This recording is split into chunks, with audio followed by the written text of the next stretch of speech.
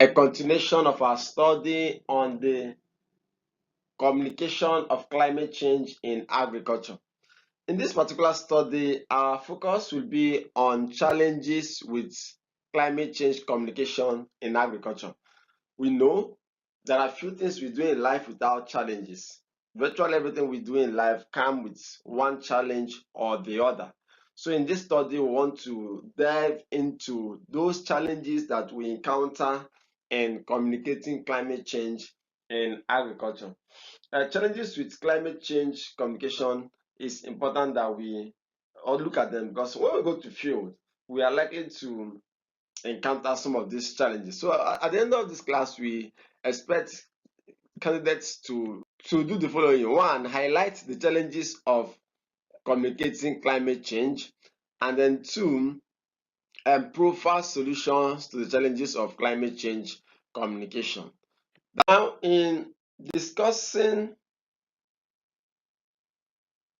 the challenges of climate change communication, it's important that we also look at what we mean by challenges, because it's not everything that we see on the field in the course of communicating climate change will be deemed to be a challenge. Challenges with climate change communication in agriculture include issues with accessibility and understanding of climate information, things relating around lack of trust in messages. When we mention credibility gap, and then the complexity of adapting messages to diverse local needs and farming context. Now, there are also issues around technical barriers like poor infrastructure, language barriers, and illiteracy, which also prevent information from reaching and being used effectively by farmers, leading to a sense of either fatalism or failure in delivery instead of the expected adaptation. Now, let's look at these challenges, especially as they relate to accessibility and usability. First of all, there is the technical challenge where climate science and weather forecasts often use technical jargons that is difficult for farmers to understand.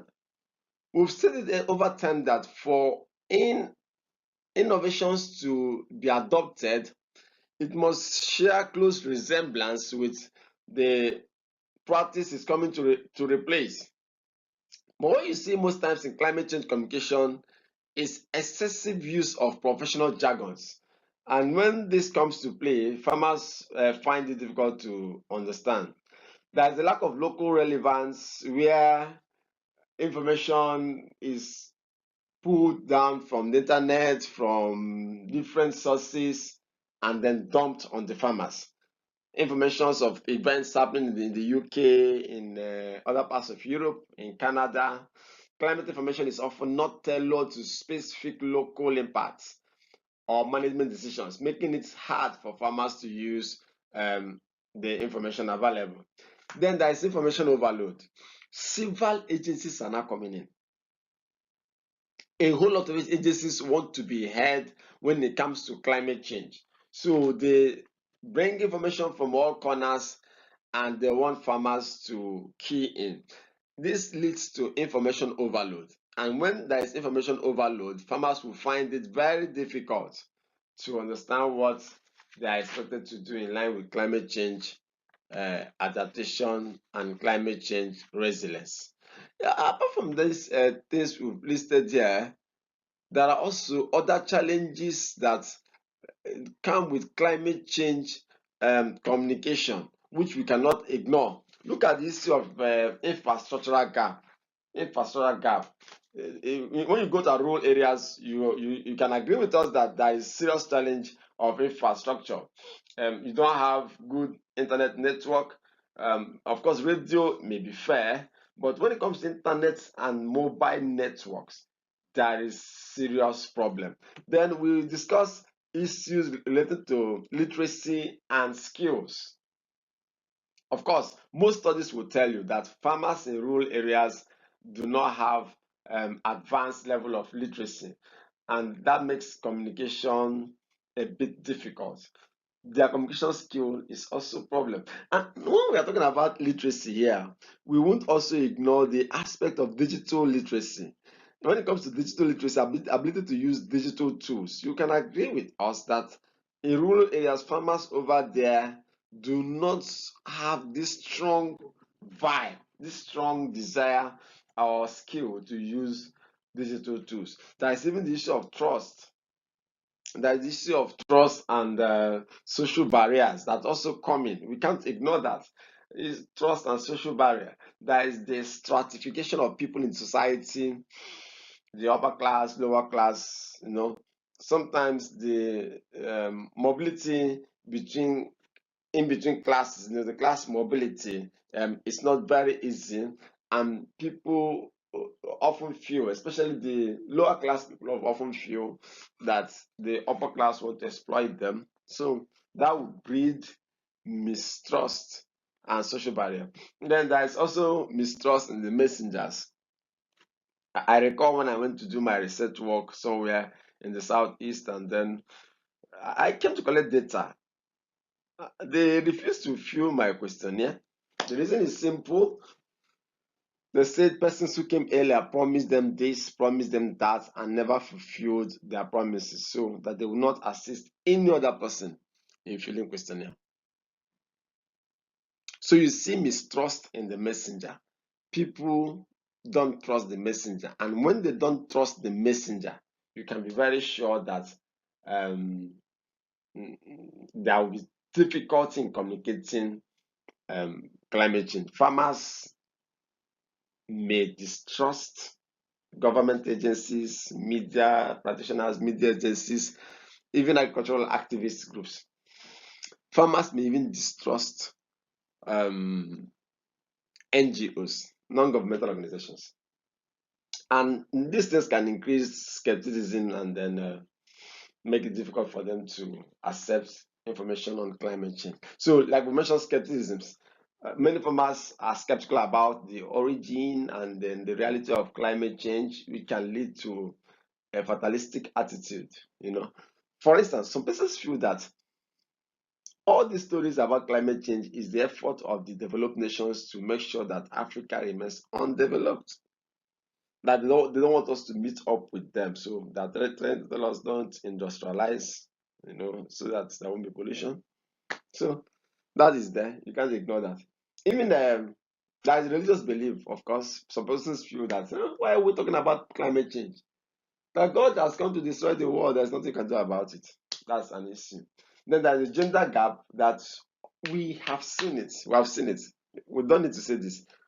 Women often, women have less access to extension services, less access to communication channels, less access to agricultural resources, and this makes it difficult for them to access information.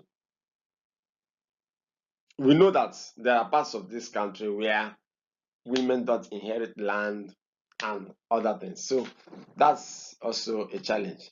We have other challenges that relates around methodological and systematic issues. A lot of challenges.